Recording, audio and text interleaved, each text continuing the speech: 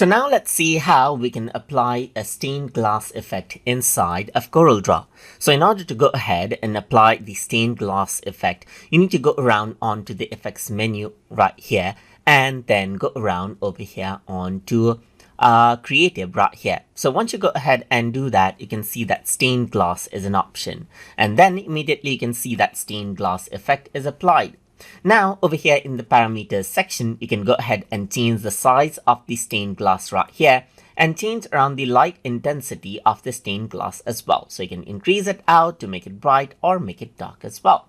You can go ahead and change the solder width right here so that you can increase and decrease the spacing in between right here and select the color for this as well. Let's say, for example, you can go ahead and select out the color that is there in between it. You can also add in a 3D lighting so it seems as if the light is being, let's say, for example, bumped up. These stained glass are being pumped up. So you can go ahead and change around the size right here as well to get more details or get less details as you want.